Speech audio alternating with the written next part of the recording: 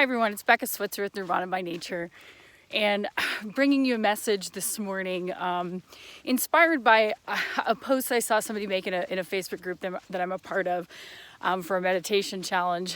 And the post was very desperate, and this person was just kind of expressing like they don't want to be here anymore. Like life has just continued to throw them all these bad things, like divorce, and then their next lover left them, and then their friend got cancer, and then another friend died, and then they got cancer, and then the cancer went away, and now they're just afraid that they're gonna get it again, and a series of things, job loss, stuff like that. And they're like, it's just not fair. Like, why are all these bad things continuing to happen to me?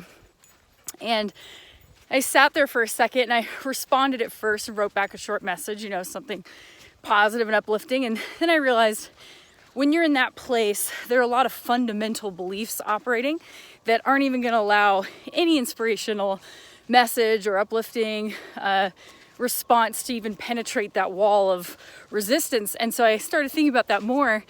And when you view the world that way, there's a fundamental issue with your concept of God. And so I'm going to do my best to explore kind of a complex idea with you all and express that upon adopting it and understanding it myself has really changed the landscape of suffering for me in my life as I've gone through things. So the first thing is this: everything is God. Okay, so let's start with that. Everything. There's nothing outside of God. All of the things that you call good and bad, which are just judgments, right? Those are just conditioned judgments. They're all God. The hurricane and the tornado that destroy a town, the plague that destroys an entire village of people, is just as much God as the birth of a new child. It's just as much God as a blooming spring flower, okay? The trees, the sky, all right, me, my beautiful dog, the birds, the grubs on the ground, the ants, it's all God. So what that means is, it can be difficult when the context of God for you, the definition of God for you, you've grown up with some dogmatic expression, and it somehow means like this one being outside of us all that has made us all and is looking down in judgment, some bearded man in the sky, or some judgmental, creative force, like something separate from us here, our low lives on earth. And when you think of it like that, you're like, why is God doing this to me? Not realizing that you are God. And so is the thing that you're saying, why are they letting this happen to me? As if somehow that exists outside of God. It is God. And so there's a quote by Alan Watts he says something along the lines of, all life is an aperture through which the universe gets to experience itself. And what that means is, and if this is a totally foreign concept to you, hear me out, okay? What if God is just life, okay? So we're shifting out of God as this separate being from us, and he's just this one guy or gal up in the sky or whatever, and God is just life, okay? It expresses through everything. If in the beginning there was God, and God wanted to know, what is it like to fill in the blank? This requires the destruction and the letting go of any concepts or conditioned beliefs or opinions or judgments that you have about anything that exists in the universe. So let go of this is good, this is bad, this is good, this is bad, okay? Let that go. And for a second, imagine you are all there is. You are pure consciousness, and you open your eyes and here you are on earth, okay? What would it be like? You're just in a giant playground. And as God, there's no beginning and end, okay? There's no, I died, game over, that was horrible. It was just, that's what happens when I get licked by this frog. I die. Interesting. And then you re-express yourself, and this time you're a daffodil. And you're like, this is what it's like when There's a drought and there's no water. I die. Oh, interesting. Or this is what it's like when I get rained on and I get crumpled by hail. Interesting. So instead of saying good or bad, in my opinion, what I feel is that God is just, his whole thing is, or her whole thing, or its whole thing is just interesting. This is what it's like to blank. So to God, God wants to know if you're an aperture, if life is an aperture through which the entire universe gets to express and experience itself, then God is like, what's it like to just be a rock? What is it like to be that tree? What would it be like to be a puppy dog? What would it be like to be someone with cancer? What would it be like to be a cancer cell? What would it be like to fling my car off of a bridge for no reason out of a moment of weakness, right? What would it be like to die from a plague? What would it be like to be mauled by a mountain lion? And in the concept or the context of God, God doesn't call it good or bad. What would it be like to be a mother bird whose nest gets plucked down by a cat unnecessarily, and the cat doesn't even eat the babies, it just kills them and then is like, cool, right? Nature, which I equate to God, all of nature is God, right? And that's an easier context as well. If you, again, are trying to redefine the version or the definition of God for you, it's in all things, it's just true nature. And in true nature, we don't call things good or bad. That's just a silly judgment that we make on things. True nature is just isness. Things just happen. There's ebb and flow, there's give and take, there's destruction and creation, there's birth and death. Like it's actually beautiful. And ancient peoples used to celebrate both deaths and births with equal joy because they knew it was part of the same cycle. So if you find yourself operating with a very narrow view of what God is and what all of life is and the purpose of it, and you get attached to your judgments about things that keep happening to you, you're detaching yourself from the bigger picture that is actually beauty, and it encompasses it all. It encompasses birth and death equally, and it goes, death is the same part. It's the other side of the coin of life. It's just as beautiful, right? The death, the rotting of a flower, like when its bloom dries up and dies and returns to the soil to nourish the soil, to create another environment for new life to grow, that's beautiful. We don't go, dang, God, why does God keep doing this to me? I loved that flower. And you can have that attitude, but what good does that do?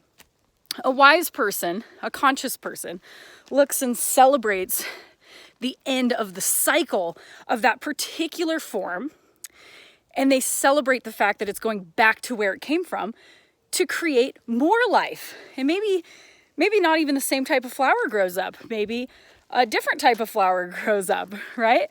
Or a vegetable.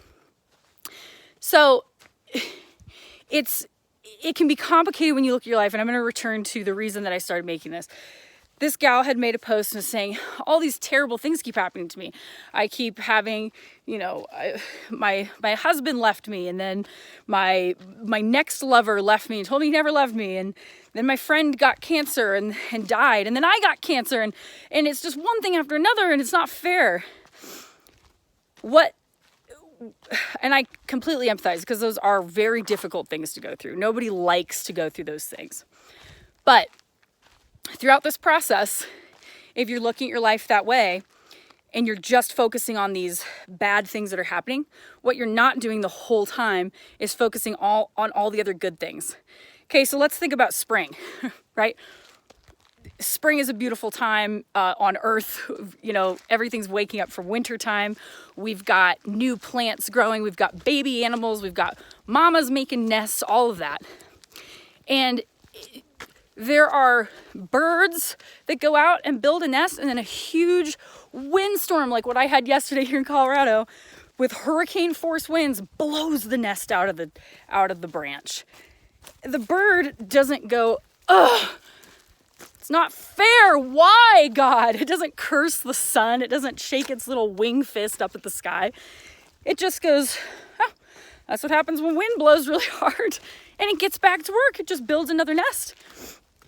And then it might lay its eggs. And the birds start hatching. They're like so excited. Oh, there's 4 healthy babies. And then guess what? The neighbor cat comes and just annihilates the nest and maybe kills all the baby birds.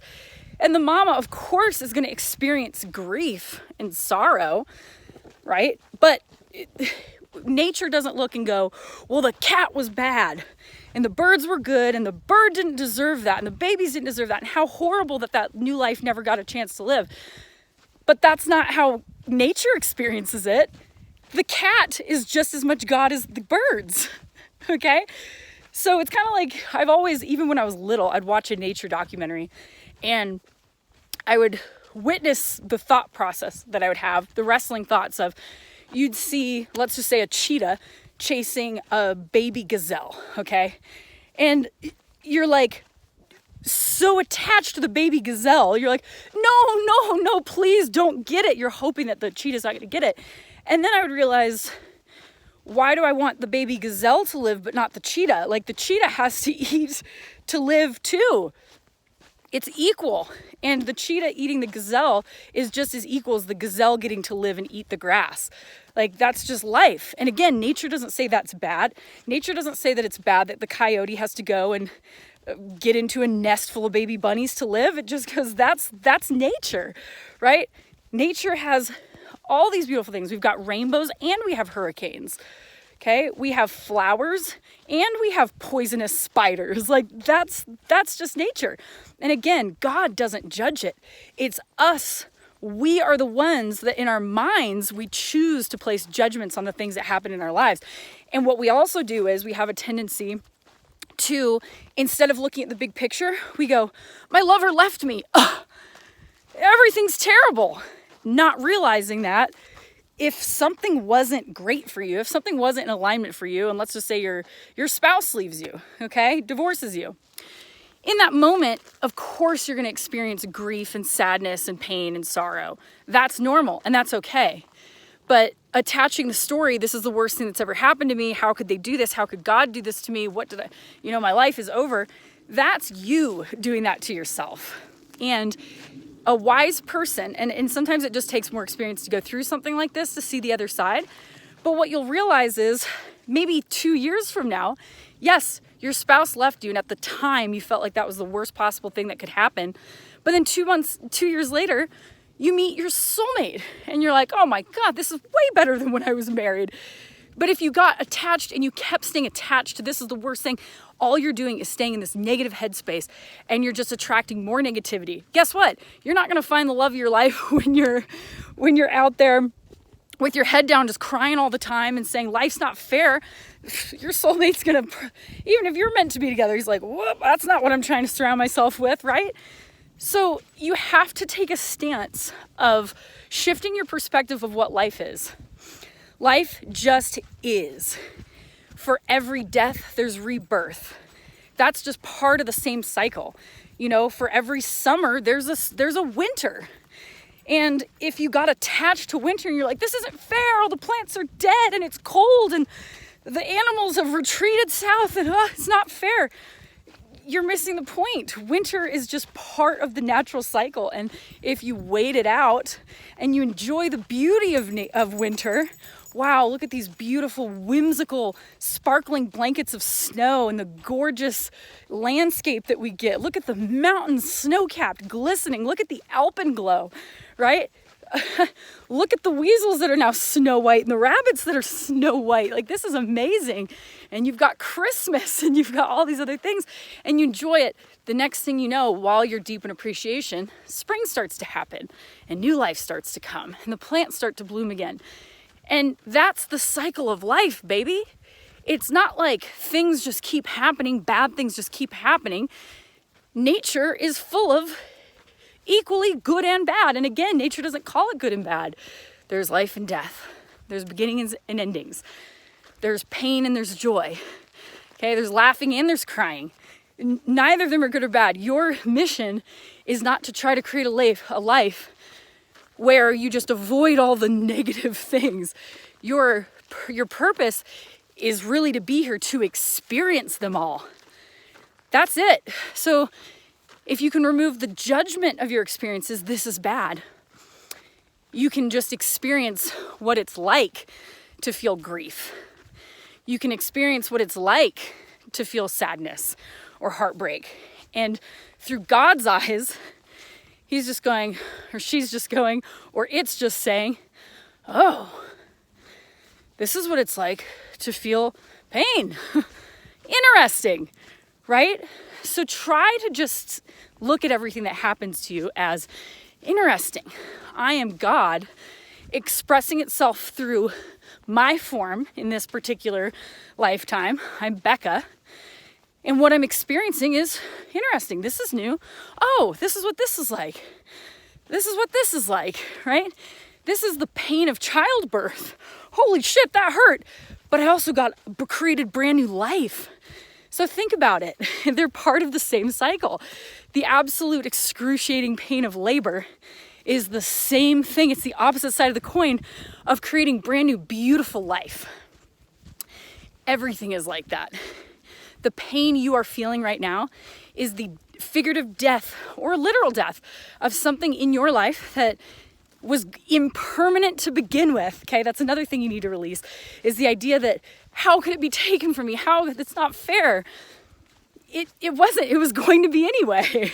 Think about it. Even if, let's say in the context of relationships, let's say that you were married to the absolute love of your life and you never broke up, but they died before you. Are you going to say that's not fair? One of you was going to die. Like, look around. Everything is impermanent. So you have to accept the endings, the transitions, the dark spaces, the deaths of everything in your life. Accept it with as much honor as you can, as much honor as you give to the things that you like to experience. Because the things that are going away are making room for more of the things that you love. And if you can enjoy those things while they're there, not get attached to them, and then gracefully let them go, when via the natural ebb and flow of life, they move on to the next thing, then you make room for more. This is an abundant universe. There's so many amazing dogs and cats and people and places.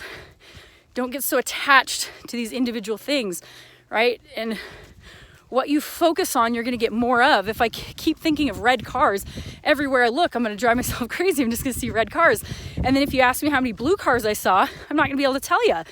So if you're focusing on all these things in the natural ebb and flow of life, and you're saying, this is bad, and this is bad, and this wasn't fair, and then this happened, all you're doing is just choosing to see all the terrible things, and you're missing the beautiful time you got to spend on the porch with the birds chirping with a book that you really enjoy reading. You're not counting the great phone conversation you had with a friend when you helped her through something. You're not counting how good it feels to wake up with your dog or cat snuggled up against you and just feeling how good that feels. You're not counting the neighbor and celebrating the baby that they just had. Wow, amazing. You're not counting the flowers in your garden blooming. You're not counting the beautiful friendships that you have. So be mindful and be careful of what you're choosing to see, what judgments you're placing on them, and what resistance you have toward all there is, which is just life. It's all God. I hope this resonates with you guys. I know I've been huffing and puffing through the mountains here, also looking for my dog because he's a lollygagger. But I hope that resonates with you guys and kind of helps put some things into perspective. As always, subscribe to my YouTube channel and share this video. You never know who needs to hear this. There's so many instances where I get a message on Facebook or Instagram and somebody says, you don't know how much I needed to hear that message today. Like, I really needed to hear it. And I can only reach so many people on my own platform. So if this resonated with you, or even if it didn't, I'd love for you to share it. You never know who needs to hear it. So keep it crunchy out there, you guys. I love you. You're doing great. I'll catch you on the next one. Bye.